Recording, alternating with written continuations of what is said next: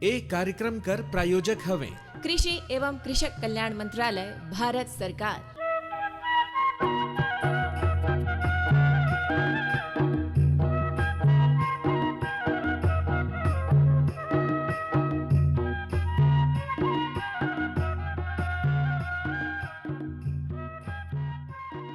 Hello Kisanvani कार्यक्रम में आज हमारे स्टूडियो में आई न है डॉक्टर अजय अग्रवाल, अतिरिक्त उप संचालक पशुधन विकास विभाग अंबिकापुर करा है। भोलू भैया, आज इनकर से हम गोड बात करब नस्ल सुधार और दूध उत्पादन में कृत्रिम गर्भाधान कर योगदान। तो सबसे पहले डॉक्टर साहब का बहुत बहुत स्वागत है पहले तो हमारे कार्यक्रम में। हाँ, स्वागत करत हन। आप सभी का किसानवाणी में स्वागत है। भोलू भैया, हाँ भैया, देखा डॉक्टर साहब आई न है, बड़ा अच्छा समय भी है, अभी मौसम हर परिवर्तित भी हुई है और कोई भी मौसम हर जब परिवर्तन होल तो चाहे मानव रहे, चाहे पशु रहे, चाहे कोई भी जीव जंतु रहे, उमन कर शरीर में भी प्रभाव देखल जाए, उमन कर भी स्वास्थ्य में प्रभाव देखल जाए। तो आज डॉक्टर साहब से हम सवाल करब। सबसे पहले तो हम डॉक्टर साहब से जानना चाहब कि जो बदलता है मौसम, अक्टूबर महीना पहुंची से अब तेज ठंडा लगी, ये समय पशु मन के देखभाल कैसे करल जाए और पशु मन कर कौन कौन सा बीमारी अभी आ सकत है? अब जैसे कि ठंड का मौसम शुरू होने वाला है और अपने सरगुजा जिले में अत्यधिक ठंड पड़ती है। सामान्यतः ठंड ज़्यादा पड़ती है, जिसके कारण हमें अपने पालतू पशुओं पर विशेष ध्यान देने की आवश्यकता होती है। सबसे पहला तो इसमें ये होता है कि हमें अपने पशुओं को अत्यधिक ठंड से बचाना चाहिए। जैसे हम अपने आप को अत्यधिक ठंड से बचाते हैं, वैसे पशुओं को भी ठंड से बचाने की ज़रूरत होती है। इसके लिए पशुओं को सुबह बहुत जल्दी उनके बाड़े से बाहर ना निकालें, अंदर ढके हुए बाड़े में रखें जिसमें कि सीधी हवा ठंडी ना आती हो। दूसरा, पशुओं को दिन भर धूप में चराने के बाद शाम को जब तापमान कम होने लगता है उस समय उन्हें पुनः बंद बाड़े में रखना उचित होता है। तीसरा, पशुओं को भीगने से या अत्यधिक नहाने से बचाएं, क्योंकि पशुओं को प्रतिदिन नहाने की आवश्यकता नहीं होती है। तो जिस प्रकार अत्यधिक ठंड में उनको मतलब प्रतिदिन नहलाना या मान लीजिए बारिश अचानक होने लगी तो भीगने से उन्हें बचाना जरूरी रहता है। इसके अलावा इस समय पैरा जो उपलब्ध होता है वो नया पैरा आता है। नए पैरे में कुछ इंडाइजेशन की शिकायत होती है, इसलिए अत्यधिक मात्रा में पशुओं को एक साथ खाने के लिए ना दें, उसकी मात्रा कंट्रोल में रखें ताकि इस टाइप की समस्या ना आए। बड़ा बढ़िया हम शुरुआत करे ही भोलू भैया कि अभी को बदलत मौसम में पशु मन कर कौन कौन सा देखभाल करना है, लेकिन हमन मुख्य विषय पर बात करब कि नस्ल सुधार और दूध उत्पादन में कृत्रिम गर्भाधान जो है लोग कितना योगदान और मान थी, कितना बदलाव देखा थी? देखिए, एक समय 1980 के आसपास ऐसा होता था कि हमारे आसपास अच्छी नस्ल के दुधारू पशु उपलब्ध नहीं थे।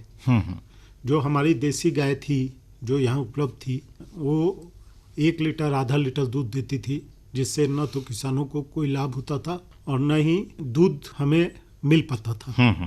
आज की स्थिति में हमें अपने आसपास जर्सी, होल्स्टीन फ्रीजियन जिसे HF बोलते हैं, गिर, साहिवाल, ये सब पशु नजर आते हैं। तो ये सब कृत्रिम गर्भाधान की ही देन है, क्योंकि हम बाहर से अच्छी नस्ल के पशुओं को नहीं ला सकते, लेकिन उनके सीमेन को लाकर हम देसी नस्ल की गायों से उस नस्ल के अच्छे पशु उत्पन्न कर सकते हैं। तो कृत्रिम गर्भाधान का सबसे बड़ा योगदान जो होता है वो नस्ल सुधार में ही होता है। यदि हम पीढ़ी दर पीढ़ी कृत्रिम गर्भाधान करवाते हैं तो ऐसा माना जाता है कि 7 पीढ़ियों में पशु की नस्ल 100% परिवर्तित हो जाती है। यानी कि हम अपनी जो नॉन डिस्क्रिप्ट देसी गाय हैं उनको हम पूरी तरह से उन्नत नस्ल की पशुओं में परिवर्तित कर सकते हैं कृत्रिम गर्भाधान द्वारा। और यह तकनीकी आज के युग में बहुत ही सस्ती और सुलभ उपलब्ध है। पशुधन विकास विभाग की जितनी भी संस्थाएं हैं सभी में कृत्रिम गर्भाधान की सुविधा निःशुल्क उपलब्ध है।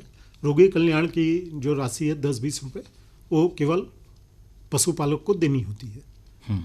डॉक्टर साहब, सरगुजा जिला कर बात करी हम तो यहाँ खासकर दूध कर जो किल्लत रही से एक समय हम जब जो गाय रही देसी नस्ल के ओमन आधा लीटर दूध दे हैं तो 1 लीटर दूध दे हैं, बहुत चारा खिला लें, बहुत कोशिश करें तो देसी जो गाय रही ओमन 1.25 लीटर 1.5 लीटर ज़्यादा दें तो 2 लीटर दे दें। लेकिन अभी जो बदलाव आई से मान ला कोई अच्छा नस्ल के सीमेन का उपयोग करके ओला कृत्रिम गर्भाधान करी तो कितना साल ऐसा लगेल कि वह प्योर गाय बन जाए जैसे क्रॉस होने के बाद?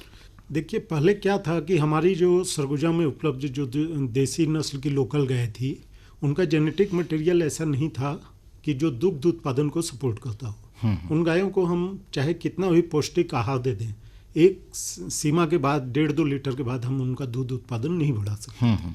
लेकिन जब हमने कृत्रिम गर्भाधान चालू किया तो उन गायों में हमने जर्सी, HF, गिर और साहिवाल नस्ल के सीमेन यूज़ करके यूज़ किए, तो जो बच्चे पैदा हुए वो 50% उस नस्ल के हुए जिस नस्ल का हमने सीमेन यूज़ किया। चाहे पहले ब्यात में, हाँ, चाहे जर्सी का यूज़ किया तो 50% जर्सी हुई, गिर का यूज़ किया तो 50%।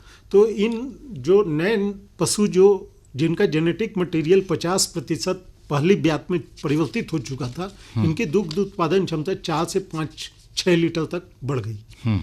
तो इस प्रकार न केवल दुग्ध उत्पादन में बढ़ोतरी हुई जिससे ह्यूमन को अच्छा न्यूट्रिशन प्राप्त हुआ, साथ ही साथ किसानों की आय भी बढ़ने लगी। कृत्रिम गर्भाधान से हम अगर लगातार नस्ल दर नस्ल अगर हम गर्भाधान करवाते जाएं पीढ़ी दर पीढ़ी, तो लगभग 7 पीढ़ी में 100% जो परिवर्तन हो जाएगा, परिवर्तन जेनेटिक मटेरियल 100% परिवर्तित हो जाता है।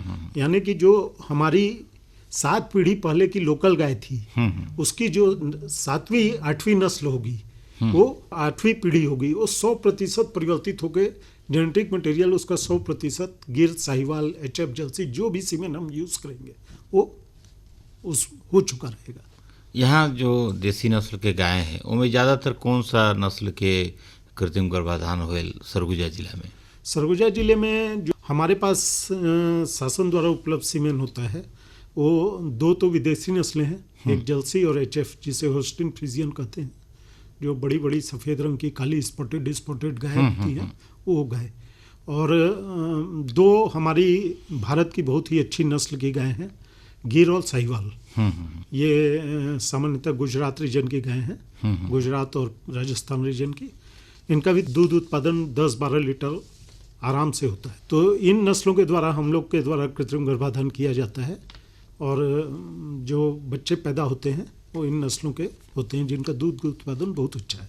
डॉक्टर साहब बड़ा अच्छा जानकारी देते हैं। भोलू भैया, हाँ भैया, देखा आजकल दूध कर कितना ज़रूरत है और अब तीज त्योहारात है तो दूध कर खोआ से लेके मिठाई से लेके घी से लेके, मान ला अगर कोई किसान गाय पाली से तो ओकरे से संभव है कि शुद्ध दूध और शुद्ध घी खा सकते हैं। और हम देखब नहीं आजकल जो बाजार में भी शुद्ध दूध कर और शुद्ध दूध से बनल जो सामान है ओकर मांग बहुत ज़्यादा है, ओकर बर आम मन से मन ज़्यादा से ज़्यादा कीमत देहे बर भी तैयार है। और अगर 1-2 ठो गाय किसान भाई पालीन और ओकर दूध निकलत है तो घर में खाए के अलावे ओकर खर्चा गाय हर ही निकाल ली। हाँ, और दूध की कीमत तो और देखा थी कि अच्छा कीमत बढ़ी से किसान मतलब भी ओकर लाभ मिलत है, पशुपालक मतलब भी लाभ मिलत है। जो पशुधन विभाग है वह भी बड़ा अच्छा करत है। डॉक्टर साहब, हम ये जानना चाहब कि कृत्रिम गर्भाधान जो होल तो किसान जग मान ला 2-3 गो देसी गाय है तो कहाँ जगह कृत्रिम गर्भाधान करे, का व्यवस्था है राउरकेला विभाग में? जी, मैं इसको विस्तृत रूप से बताता हूँ। जब भी जो भी किसान बंधु गाय रखे हैं, देसी हो चाहे उन्नत नस्ल की हो, जब वो गर्मी में आती है तो गर्मी में आने के प्रथम लक्षण के बाद 12 घंटे से 15 घंटे के अंदर कृत्रिम गर्भाधान करवाना चाहिए। तो इसके लिए बस आप पशुपालक को ये करना है कि या तो नज़दीकी संस्था में गाय को लेकर चला जाए या फिर संस्था में हमारे कार्यकर्ता जो भी वहाँ उपलब्ध रहते हैं, चाहे पशु चिकित्सक हों, चाहे सहायक पशु चिकित्सा क्षेत्राधिकारी हों या कृत्रिम गर्भाधान कार्यकर्ता भी हैं, उनसे संपर्क करें। उन सभी के पास सीमेन की सुविधा उपलब्ध है और कृत्रिम गर्भाधान करने की उनको पर्याप्त ट्रेनिंग दी गई है और वो लगातार काम कर रहे हैं। तो इसके बाद उनको पशु चिकित्सक या जो भी कार्यकर्ता हैं वो घर पर आकर भी सेवा देते हैं और संस्थाओं में तो देते ही हैं। किसान भाई मन में कितना जागरूकता राउर में देखा थी जब पशुपालक हैं उन खुद से पशु चिकित्सालय तक कृत्रिम गर्भाधान केंद्र तक पहुंचाता है कि राउर मल्ला ही पहुंचना पड़ेगा गांव में? जो शहरी क्षेत्र है या सेमी अर्बन क्षेत्र हैं शहर के आसपास, उनमें तो पर्याप्त जागरूकता आ चुकी है, क्योंकि उन लोगों को ये जागरूकता अब आ चुकी है कि कृत्रिम गर्भाधान करवाने से जो बच्चियां उत्पन्न होगी वो अच्छे नस्ल की होगी और उसका दुग्ध उत्पादन उसकी माँ से भी कुछ न कुछ अच्छा ही होगा। तो इसलिए उन लोगों को हम लोगों को ज़्यादा जागरूक करने की आवश्यकता नहीं होती है और वो स्वयं से ही इस बात का ध्यान रखते हैं कि प्राकृतिक रूप से साँड से न लगकर गाय कृत्रिम गर्भाधान से ही गाभिन हो। लेकिन जो अंदरूनी ग्रामीण एरिया है उसमें आज भी थोड़ी जागरूकता का अभाव है। वहाँ पर हमारे देश की जो सबसे बड़ी विडंबना है, दूध का ऑर्गेनाइज्ड मार्केट उपलब्ध नहीं होने के कारण, कई बार कीमत नहीं मिलने के कारण किसान ध्यान नहीं देता है। लेकिन फिर भी अब चूंकि हमारी संस्थाएं गांव-गांव में हैं और सभी संस्थाओं में कृत्रिम गर्भाधान की सुविधा उपलब्ध है, जिसके कारण जहाँ जिन गाँव में संस्थाएं हैं उन गाँव के किसानों में तो पर्याप्त जागरूकता आ चुकी है और वहाँ वो कृत्रिम गर्भाधान कार्य करवा रहे हैं। तो विभाग के तौर से का सीधे किसान मल्ला प्रोत्साहित करे पर कोई ऐसा निःशुल्क योजना भी है कि किसान भाई मल्ला को खर्चा नहीं लगे? ये योजना पूरी तरह निःशुल्क ही है। जो रोगी कल्याण समिति की व्यवस्था है वो जिला स्तर पर है, शासन की तरफ से ये पूरी निःशुल्क है और रोगी कल्याण समिति का भी शुल्क बहुत मामूली है, 10-20 रुपए है, 20 रुपए शायद अभी इस बात समिति की बैठक में कर दिया गया है। तो जो एक नॉमिनल चार्जेस है, इसके अलावा कोई चार्ज नहीं लगते हैं। हम गोड बात करते हैं कि भाई कैसे नस्ल सुधार होए और कैसे दूध उत्पादन बढ़े, तो दूध उत्पादन में भी निश्चित रूप से जो बढ़ोतरी हुई से और आजकल तो देखा जो डेयरी उद्योग मानल जात है, 6 ठो गाय से 12 ठो गाय से कई गो किसान भाई मन तो ऐसा है कि 100 को 200 गाय रख के और दूध उत्पादन करत हैं, सब कुछ का व्यवस्था है। गांव में जागरूकता लाए बर राउर मन प्रचार प्रसार करती, राउर मन का कोई ऐसा मोबाइल यूनिट भी है जो गांव तक पहुँचे और कृत्रिम गर्भाधान में प्रोत्साहित करेल का? हाँ, हमारी अभी मोबाइल यूनिट की सेवाएं चालू हैं। इसमें ये कृत्रिम गर्भाधान से संबंधित नहीं है। इनका प्राथमिक कार्य उपचार और दवा वितरण, टीकाकरण ये सब रहता है। लेकिन कृत्रिम गर्भाधान की सुविधाएं भी उनके साथ साथ उपलब्ध रहती हैं, क्योंकि साथ आसपास की संस्थाओं वाले उनका साथ देते हैं। दूसरा, मैं कृत्रिम गर्भाधान के संबंध में एक बात और बताना चाहूँगा कि आजकल छत्तीसगढ़ में सर्वप्रथम हमारे सरगुजा जिले में सेक्स सॉर्टेड सीमेन की कृत्रिम गर्भाधान में शुरुआत की गई थी। हाँ डॉक्टर साहब, यही हम जानना चाहते रहे हैं। इसका मतलब ये है कि पहले जो हम लोग सीमेन उपयोग करते थे या गाय अगर सांड से प्राकृतिक रूप से भी गाभिन होती थी तो 50% चांस होती थी कि बछिया उत्पन्न होगी, 50% चांस बछड़ा उत्पन्न होगी। तो आज की पहले के युग में तो कृषि में बछड़े उपयोग हो जाते थे, आज ये आवारा पशु के रूप में लोगों के लिए काफ़ी परेशानी का कारण बन गए हैं। नर पशुओं की उपयोगिता कृषि क्षेत्र में भी लगभग समाप्त हो गई है। हाँ। तो इस पर विचार करते हुए एक नई तकनीकी का उपयोग हम लोगों ने प्रारंभ कर दिया है जो जिले में उपलब्ध है। इसका नाम है सेक्स सॉर्टेड सीमेन। इसमें हम लोग जो कृत्रिम गर्भाधान के लिए जो सीमेन उपयोग करते हैं उस सीमेन से 95% चांस होती है कि बछिया ही उत्पन्न होगी। मतलब माने हम लिंग चयन कर सकते हैं। हाँ, मादा पशु ही उत्पन्न होगा। तो जिससे कि जब आप अभी ये बहुत शुरुआती स्टेज में है, हालांकि हम लोग लगभग 4 सालों से इसको उपयोग कर रहे हैं और मुझे ये बताते हुए बड़ी खुशी हो रही है कि इस सुविधा की शुरुआत सबसे पहले सरगुजा जिले में ही की गई थी। कलेक्टर साहब के सहयोग से राशि उन्होंने उपलब्ध करवाई थी, क्योंकि यह तकनीकी अभी काफ़ी महंगी है और इसके द्वारा जो सीमेन है, जो इसका जो सीमेन उपलब्ध है ये काफ़ी महंगा है, क्योंकि ये एक पेटेंटेड अमेरिकी तकनीकी है जो अपने देश में केवल 3-4 जगह सीमेन का उत्पादन कर रही है। लेकिन फिर भी अब छत्तीसगढ़ शासन ने इसे पूरे प्रदेश में लागू कर दिया है और ये अभी रियायती दर पे 250 रुपये हितग्राही को देने होते। तो अभी ये लगभग 2/3 सब्सिडी पे जनता के लिए उपलब्ध है ये सुविधा। ये सीमेन लगभग 750 रुपये का एक डोज आता है, लेकिन छत्तीसगढ़ शासन द्वारा ये सब्सिडी पर केवल 250 रुपये में उपलब्ध है। तो जो भी हमारे पशुपालक किसान भाई इस सुविधा का लाभ लेना चाहते हैं, उनको 250 रुपये शुल्क भुगतान करना होता है। लेकिन उसमें फ़ायदा ये होता है कि 95% चांस होती है कि इस शेआई से बछिया ही उत्पन्न होगी। तो डॉक्टर साहब जानना चाहब कि सरगुजा में प्रयोग सफल हुई से अनुमान का लगत है? सरगुजा में ये प्रयोग बहुत अच्छा रिजल्ट इसका मिला है और मतलब लगातार जो इसने गारंटी दी है 95% से मादा बछिया की, उससे अधिक बछिया ही हमें प्राप्त हुई है। तो डॉक्टर साहब एक कोई अनुमान है राउरमंजल लेखा जोखा है कि शहरी क्षेत्र में ज़्यादा एक उपयोग राउरमंज करे है कि ग्रामीण क्षेत्र में करे है, या सीधे कोई बड़ा नस्ल की गाय है, जर्सी गाय है, चाहे गिर नस्ल के है, तो उनमें सीधे प्रयोग करे है कि देसी जो प्रजाति है उनमें प्रयोग करे है? देखिए, शुरुआत में जब हम लोग लोकल व्यवस्था से सीमेन लाए थे तो इसके कास्ट 750 रुपये थी। तो निश्चित रूप से ग्रामीण क्षेत्र में इसका उपयोग कर पाना संभव नहीं था, क्योंकि शुल्क बहुत अधिक था। और अभी भी जो शासन ने जो सुविधा उपलब्ध कराई है वो बहुत लिमिटेड है, क्योंकि अभी हम लोग इस सुविधा का विस्तृत उपयोग नहीं कर पा रहे हैं, क्योंकि जो सीमेंट की उपलब्धता है वो बहुत सीमित है। मैं आपको जैसा कि बताया, पूरे देश में 2 जगह केवल इस प्रकार के सीमेंट का अमेरिकी तकनीकी से उत्पादन हो रहा है, एक उत्तराखंड में और एक पुणे में। तो जिसके कारण इस प्रकार के सीमेंट की उपलब्धता अभी बहुत सीमित है।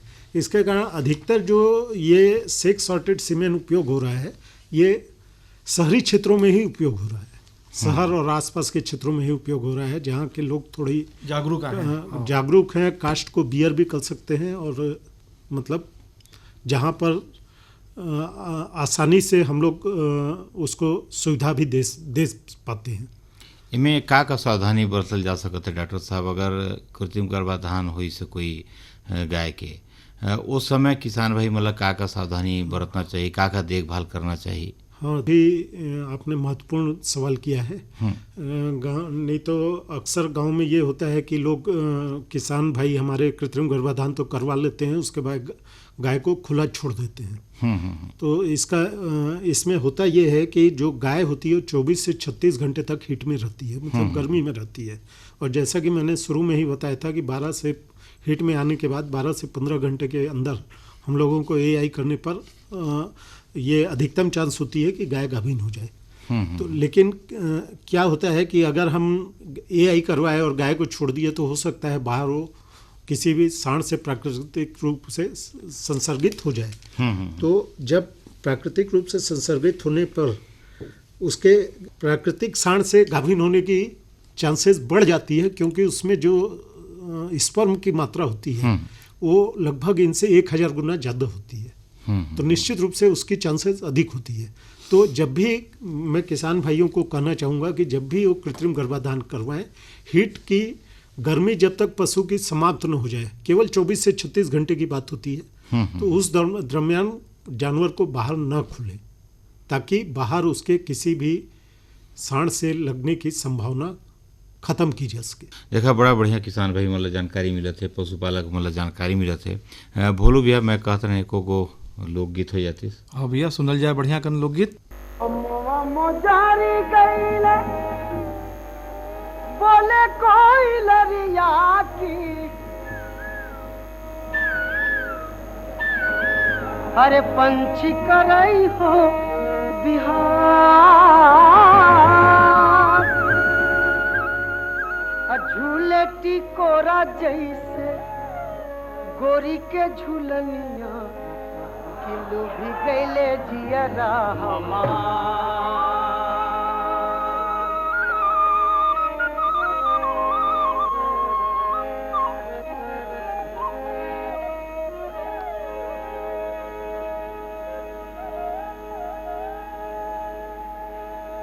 अरे छलकल गगारिया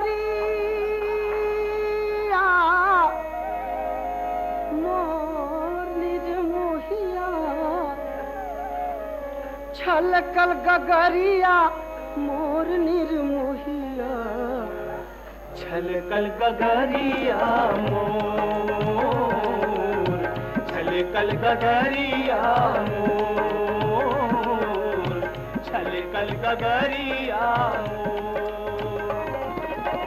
छलकल गगरिया मोर निर्मोहिया छलकल गगरिया मोर निरमोहिया, छलकल गगरिया मोर, छलकल गगरिया मोर।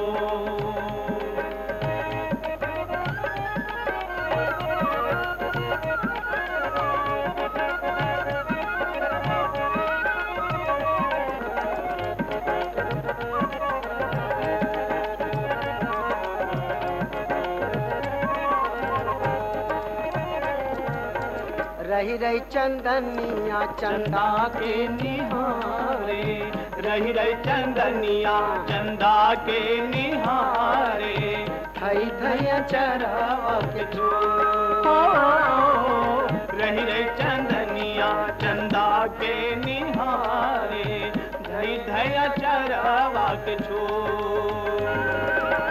पन घट पपिहारा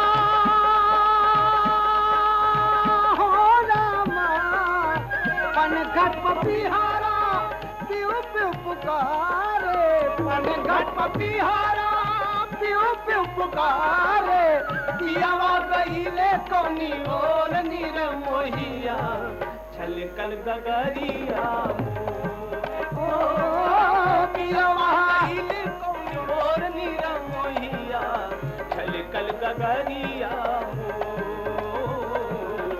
छलकल गगरिया मोर।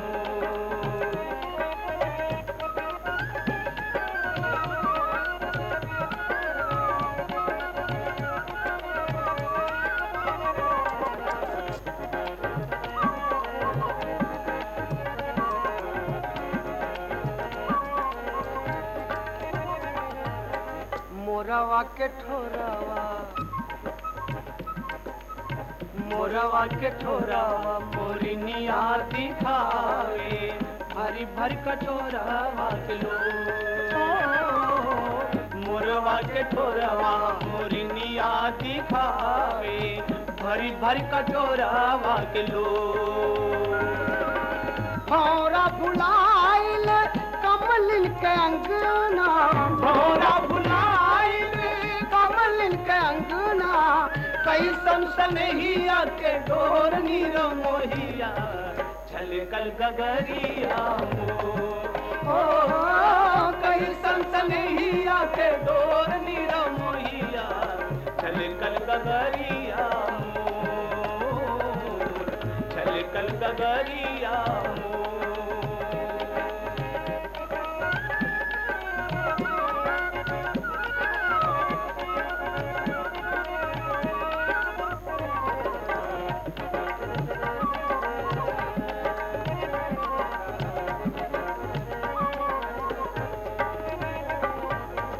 अम्मा के दाढ़ी से चहके चिड़िया, अम्मा के डाढ़ी से चमके चिड़ैया, मीठी रे कोयलिया के बोल,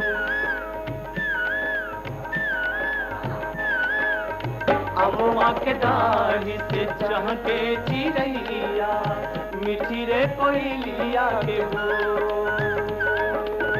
महुआ के कोचावा हो रामा, महुआ के कोचावा मदन रस टपके, महुआ के कोचावा मदन रस टपके, वहे पुरवैया सजोर निरमोहिया, छलकल गगरिया मोर, वहे पुरवैया सजोर निरमोहिया, छलकल गगरिया मोर, छलकल गगरिया मोर, छलकल गगरिया मोर निरमोहिया, छलकल गगरिया मोर निरमोहिया, छलकल गगरिया मोर, छलकल गगरिया। हाँ भाई देखा भोलू भैया बढ़िया लोकगीत और सुनवाइन और किसान भाई मतलब भी पसंद आई सोही। डॉक्टर साहब से हम कर गोड़ बार चलत रहे। डॉक्टर अजय अग्रवाल जी हैं, अतिरिक्त उप संचालक पशुधन विकास विभाग अंबिकापुर कर। इनकर से नस्ल सुधार और दूध उत्पादन में कृत्रिम गर्भाधान कर योगदान ये विषय में हम गोड़ बात करत ही। डॉक्टर साहब से हम गोड़ करत हैं कि भाई का सावधानी बरतना चाहिए कृत्रिम गर्भाधान के बाद। तो हम जानना चाहब डॉक्टर साहब कि खान पान में का ध्यान दे उस समय अगर कृत्रिम गर्भाधान हुई से और 3 महीना के हो गई, 4 महीना हो गई, 5 महीना हो गई, ये समय खान पान में भी कुछ गाय मन पर विशेष चारा रहेल का। जैसे ही हम अपनी गाय को गाभिन करवाते हैं और अगर गाय जो भी स्वस्थ जानवर होते हैं 18 से 21-24 दिन में पुनः हिट में आते हैं, तो जो औसत होता है 21 दिन का होता है। तो जब भी हम कृत्रिम गर्भाधान करवाएं तो हम इस बात को ध्यान में रखें कि 18 से 24 दिन तक के बीच उस गाय का विशेष रूप से ध्यान रखें कि वो दोबारा गर्मी में तो नहीं आ गई है, क्योंकि हमारी जो कंसेप्शन रेट है वो लगभग 40 से 50% ही है। तो अगर गाय गाभिन नहीं होगी तो दोबारा हिट में आएगी, तो उसे पुनः कृत्रिम गर्भाधान करवाएं। और अगर गाय गाभिन हो गई है तो शुरुआत के 2 माह तक तो उसे विशेष पोषण की आवश्यकता नहीं होती है, लेकिन 2 माह के पश्चात जब पेट में बच्चा पलने लगता है, बढ़ने लगता है, तो गाय को विशेष पोषाहार की जरूरत होती है। तो ऐसी स्थिति में हम लोग 3 महीने के बाद पशु को लगभग 1 किलो पशु आहार या दाना, जो भी, चाहे वो स्वयं से निर्मित करता हो चाहे वो मार्केट का रेडीमेड पशु आहार उपयोग करता हो, हम लोग किसान को सुझाव देते हैं कि 1 किलो पशु आहार 24 घंटे में अतिरिक्त रूप से दे, जो कि बच्चे की बढ़त के काम आता है। भोलू भैया देखा बढ़िया जानकारी तो भेटाइस।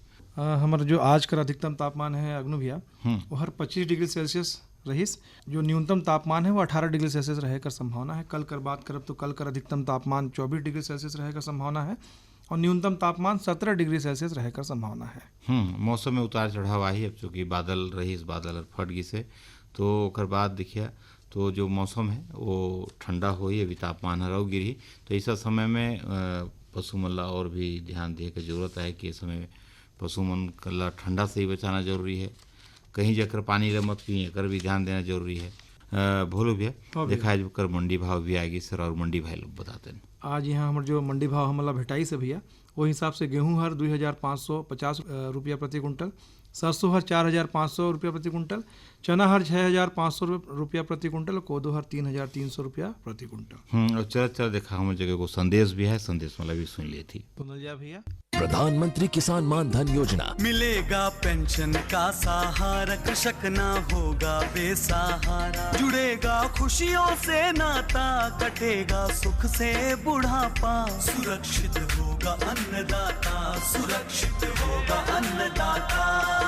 प्रधानमंत्री किसान मान धन योजना से लघु सीमांत किसानों का भविष्य होगा सुरक्षित और 60 वर्ष की आयु से 3000 रूपए मासिक पेंशन होगी सुनिश्चित। 55 रूपए से 200 रूपए की मासिक किश्त देकर प्रवेश कर सकते हैं। 18 से 40 वर्ष तक के किसान इस अंशदायक योजना में सरकार देगी बराबर का योगदान। सभी किसान भाई बहन इस योजना के लाभ के लिए जन सेवा केंद्र में जाएं और अपना निशुल्क नामांकन कराएं। प्रधानमंत्री किसान मान धन योजना, अन्नदाता के परिश्रम को संबल, पेंशन से सुरक्षित उनका कर। कृषि एवं किसान कल्याण मंत्रालय, भारत सरकार द्वारा जनहित में जारी। हर जोखिम से निकल कर फसल आए, सुरक्षित हो जाए, फसल बीमा से हर किसान अब आत्मनिर्भर हो जाए। संकट के समय प्रधानमंत्री फसल बीमा योजना किसानों के लिए वरदान है। अब सूखा पड़े या बाढ़ आ जाए कोई डर नहीं, अब ओले पड़े या कीट पतंगे फसल खा जाए कोई फिक्र नहीं, क्योंकि हमने लिया है प्रधानमंत्री फसल बीमा। बुआई से फसल कटाई तक हर जोखिम का दावा, न्यूनतम प्रीमियम पर अधिकतम भुगतान का वादा। योजना से हर साल जुड़ रहे हैं 5 करोड़ से ज्यादा किसान। अब आपकी है बारी। नजदीकी कृषि कार्यालय, सहकारी समिति, बैंक शाखा, अधिकृत बीमा कंपनी या जन सेवा केंद्र में स्वेच्छा से करा सकते हैं पंजीकरण। फसल बीमा पोर्टल या फसल बीमा ऐप द्वारा भी कराया जा सकता है पंजीकरण। प्रधानमंत्री फसल बीमा योजना, आपकी फसलों का संपूर्ण सुरक्षा कवच, कृषि एवं किसान कल्याण मंत्रालय। हाँ तो देखा है संदेश रहीस। देखा भोलू भैया अब तो हम कर जो हेलो किसानवाड़ी कार्यक्रम है इला ही जग समाप्त करे के समय आएगी से एकर पर बहुत बहुत धन्यवाद। बहुत बहुत धन्यवाद भैया। धन्यवाद।